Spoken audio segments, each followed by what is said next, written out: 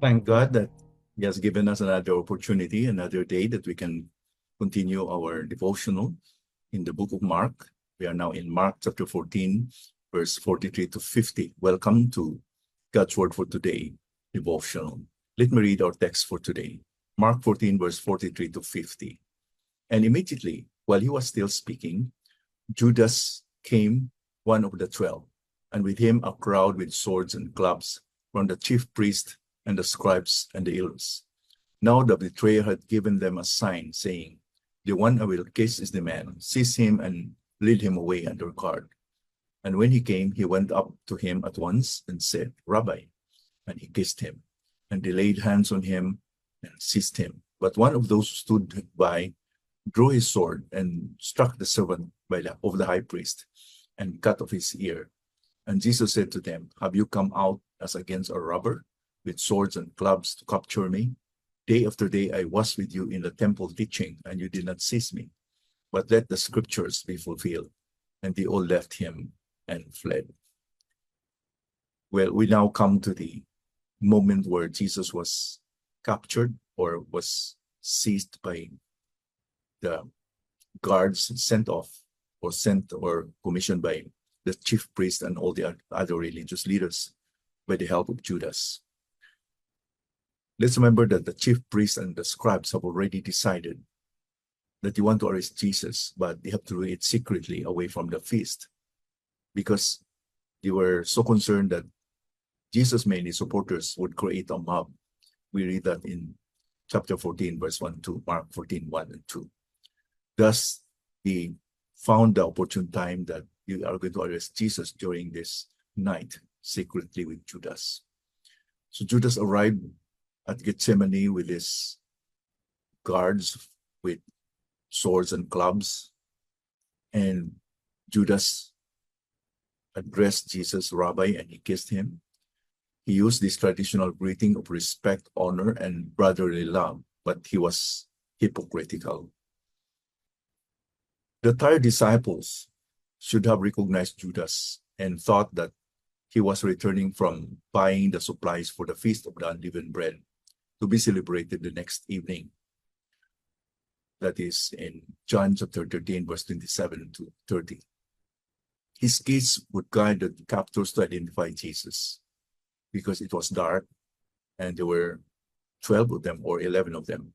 So they have to see to it that they will arrest the right person. The disciples are completely unsuspicious and unprepared for what was about to happen next. And let's recall, why did Judas did this? Satan has entered Judas before he talked to the chief priest about betraying Jesus. We read the story in Luke chapter 22, verse 3 and 4. Remember, Judas left the Passover dinner to coordinate the arrest of Jesus, as John recalled in John 13, verse 27. But let's not forget that Satan does not compel Judas to do anything he was not willing to do. Satan had deceived him, yes, but he allowed him to be controlled by Satan, or Judas allowed himself to be controlled by Satan, because I think he was deceived, because he was manipulated because of his greed. He valued the 30 pieces of silver over his master. When Judas realizes of his wrong, he tries to undo it, but it was already too late. He, instead of asking forgiveness, he killed himself. That story is a very sad story of how he killed himself in Matthew 27, verse 3 to 10. Let's be warned of the saying that goes this way: if you give Satan an inch, he will become your ruler. Sin will always make us pay more than what we want to pay. Then they laid hands on Jesus. After they identified Jesus, they laid hands on him and seized him. And it's just amazing of how Jesus showed no opposition or struggle here. Jesus, in fact, admitted that he is the Jesus of Nazareth that they were looking for, and he identified himself. And it was so powerful that the guards fall to the ground. according to John's account in John 18, verse 4 to 6. Jesus even asked them, "Have you come out with swords and clubs as if I were a criminal and capture me? Every day I was among you, teaching in the temple, and you didn't arrest me. But the scriptures must be fulfilled." So he allowed them to arrest him peacefully and even negotiated that the other disciples or the rest of the disciples will be freed in unscathed and they will be released safely. And it's interesting also that Peter, who was very brash and very impulsive here, he drew a sword and cut the Roman soldier's ear. The name of the soldier was Malchus. He healed the ear and put it back, though, but Jesus rebuked Peter. And he said to Peter that he could pray and God would send 12 legions of angels to defend him, but he would not, because this arrest must happen. This is written according to the scriptures.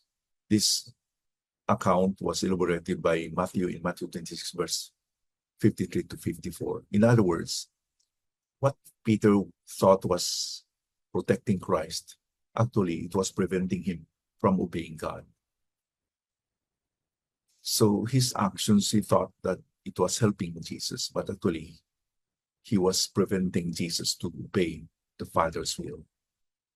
All this, the arrest during the nighttime, the betrayal of Judas, all these happenings are part of the plan of God for the redemption of mankind. Jesus came down, was born like us in order to fulfill his will, to redeem us from sin. The unjust arrests, the betrayal from a friend Judas, these are part of the plan according to the scriptures. He must be arrested like a meek lamb being led to the slaughter. Here Jesus appeared as a helpless victim to the cruelty of man. Peter and the disciples must be surprised and you must be bewildered, must be doubting why Jesus did not retaliate. But from heaven's perspective, Jesus was an obedient son to the will of his Father according to the scriptures. Jesus surrendered himself as a meek lamb under the cruelty of man. But in the perspective of heaven, he was a bold lion, courageous to fulfill his will.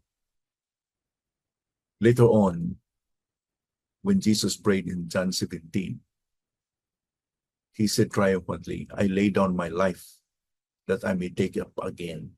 No one takes it from me, but I lay it down of my own accord. I have authority to lay it down, and I have authority to take it up again. This charge I have received from my Father." In other words, Jesus could not be arrested if he did not allow them to do so. Jesus was not seized because he was powerless, but he allowed these people to seize him and to capture him. He could have prayed and legions of angels could have helped him, but the scriptures must be fulfilled. And in our lives, sometimes when we follow the Lord, there are times like this that the way to approach some hardships in our lives is that we must submit to the will of the Father. Sometimes people will not understand why we don't retaliate, why we don't return evil for evil that are done to us, why we just are like lamb.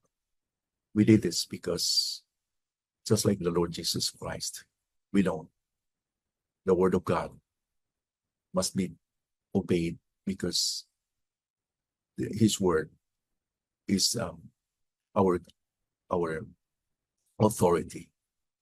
Sometimes it's hard. It's not really easy to obey the Lord, but we have to do it because it is his will for us. And we know later the Son of God who became man and subjected himself, even dying on the cross, according to Philippians chapter 2, he was exalted, that every knee should bow, every tongue should confess that Jesus is Lord.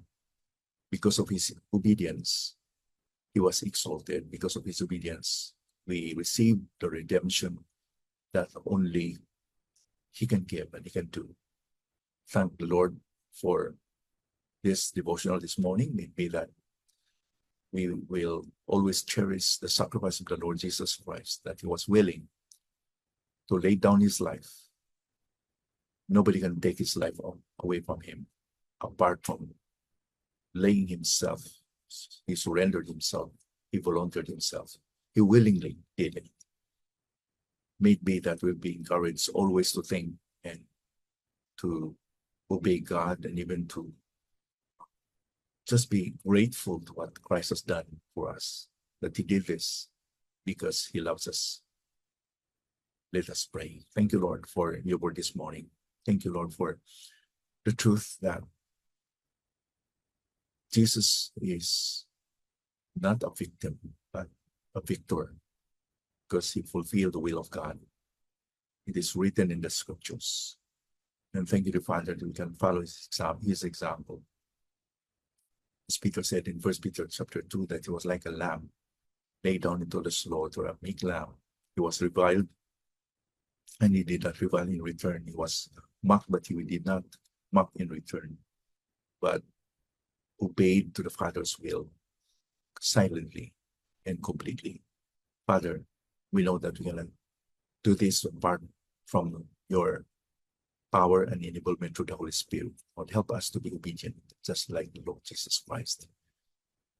And thank you, Lord, for the salvation that we have received because of his obedience to your will. In Jesus' name we pray. Amen.